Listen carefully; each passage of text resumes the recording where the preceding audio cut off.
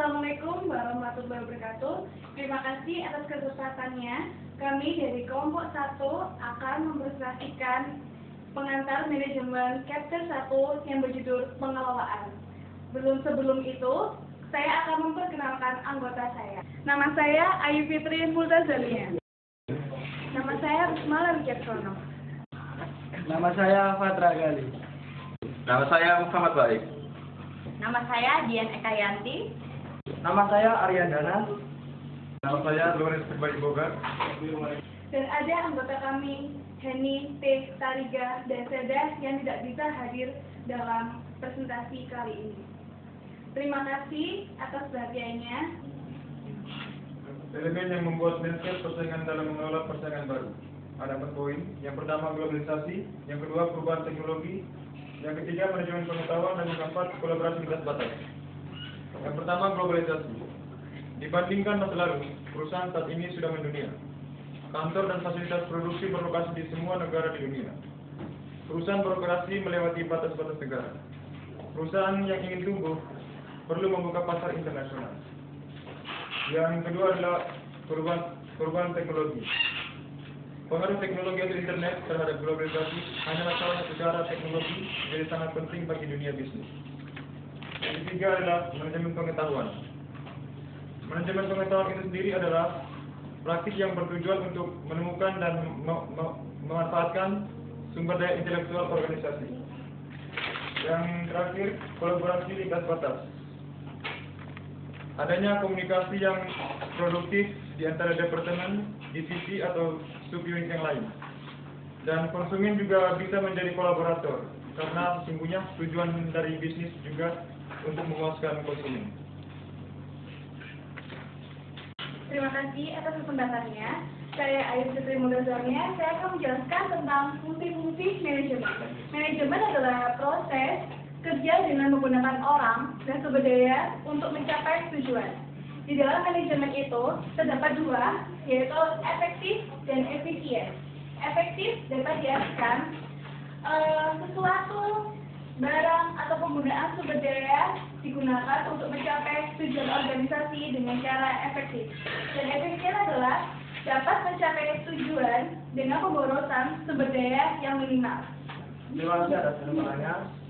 Perkenalkan, nama saya Aryandana. Di sini saya ingin menjelaskan tentang mengelola untuk keunggulan bersaing. Mengelola untuk keunggulan bersaing di sini ada 6. Yang pertama adalah inovasi, kualitas, jasa, kecepatan, biaya yang berdaya saing, dan keberlanjutan. Yang pertama adalah inovasi. Inovasi adalah pengenalan produk dan jasa baru. Kita ambil contoh di dalam kehidupan sehari-hari. Yang sepeda ekol yang dulunya tidak bisa dilipat dan sekarang dengan adanya inovasi terciptalah sepeda ekol yang dapat dilipat dan sehingga memudahkan kita untuk bisa membawanya kemana-mana. Kemudian kualitas adalah kesempurnaan produk. Contohnya jika kita bandingkan produk Samsung dengan produk Cina, pasti kita membayangkan lebih baik kualitas dari Samsung. Berikutnya jasa yaitu memberikan pelanggan apa yang mereka butuhkan. Seperti kita memberikan jasa pengoperasian di area perbanas. Kemudian kecepatan yaitu pelaksanaan tanggapan dan penyampaian hasil yang cepat dan tepat waktu. Seperti halnya contoh PHD yang menyediakan produk mengantarkan produknya dalam waktu 30 menit. Biaya yang berdaya saing rendah, yaitu menyegah biaya cukup rendah sehingga perusahaan dapat tetap mendapatkan keuntungan dan memilih produk untuk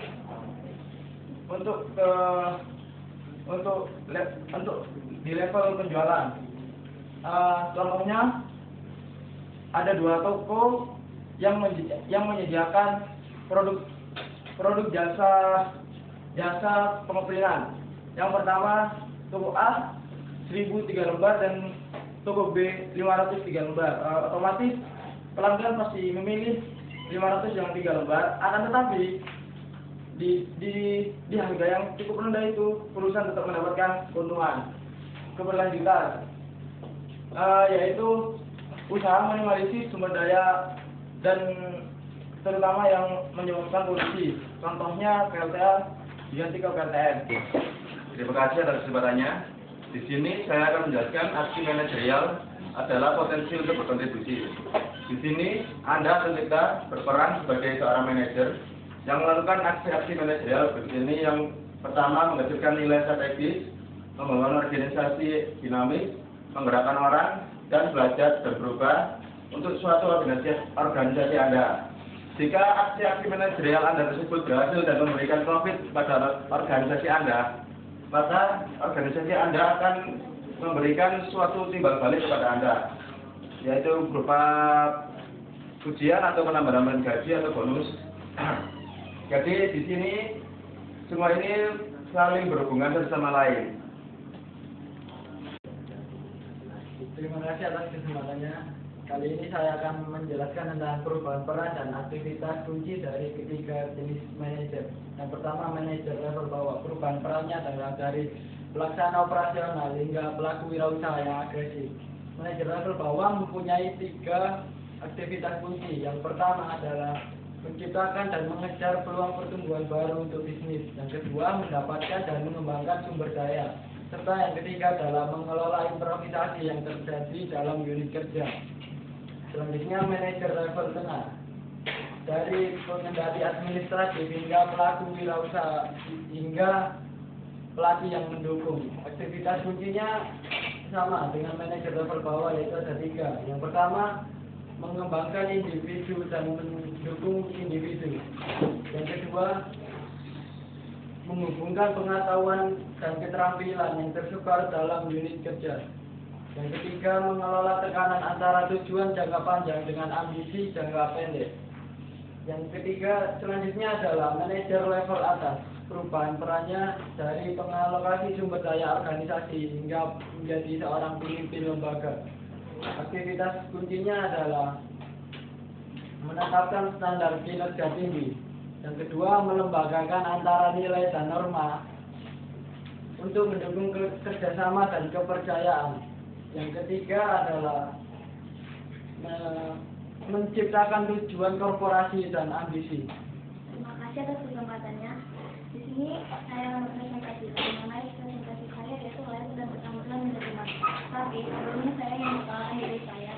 Nama saya Hemi Tarigan, NIM 2012-2009. Nah, di sini saya akan menjelaskan mengenai level dan keterampilan manajemen. Nah, di dalam perusahaan terdapat level yang menunjukkan tingkatan karyawan dalam bekerja.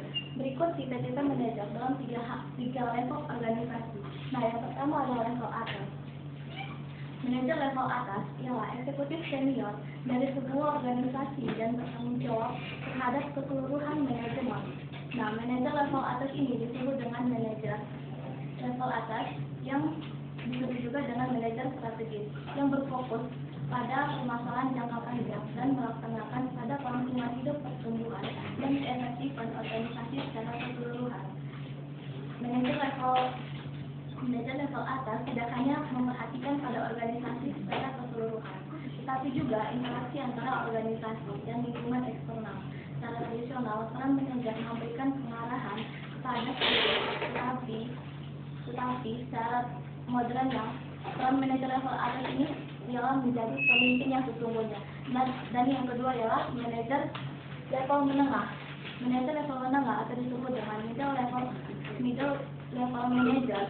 Ini berada secara hierarki di organisasi, karena berada di bawah manajer level atas dan di atas manajer level bawah. Nah, tugas dari manajer level menengah ini ialah memberikan hasil kepada eksekutif senior.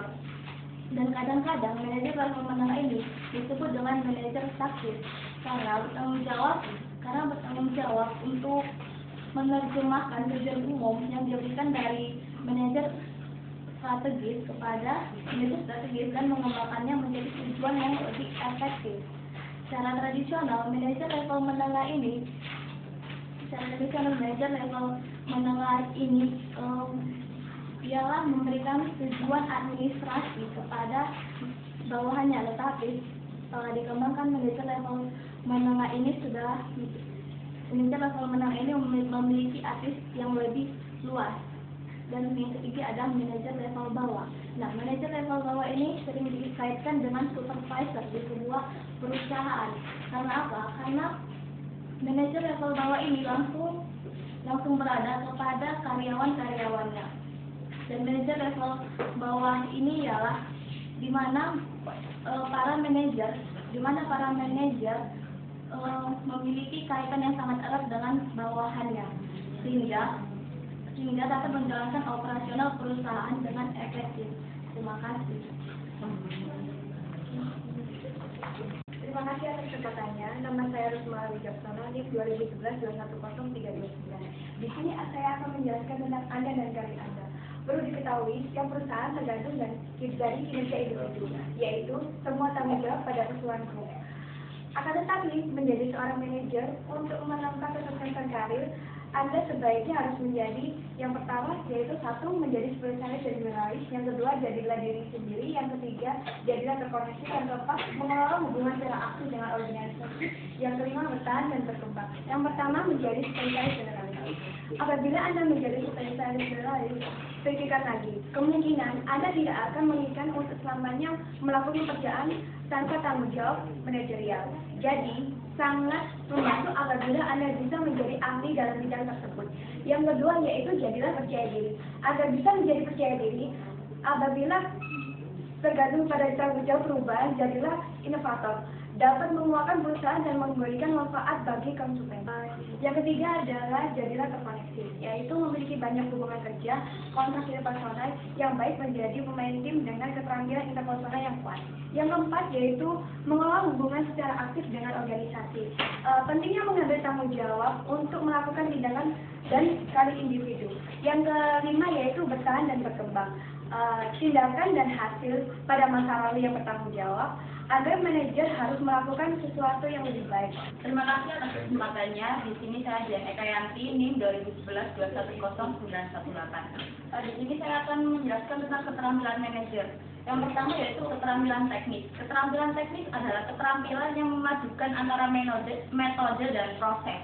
Contohnya seperti seorang manajer keuangan yang dapat memanage keuangannya dan antara sumber daya dan keuangan tersebut. Yang kedua yaitu keterampilan konseptual dan keputusan, yaitu pemahaman di mana keterampilan ini seorang pemimpin diharuskan untuk dapat memecahkan masalahnya.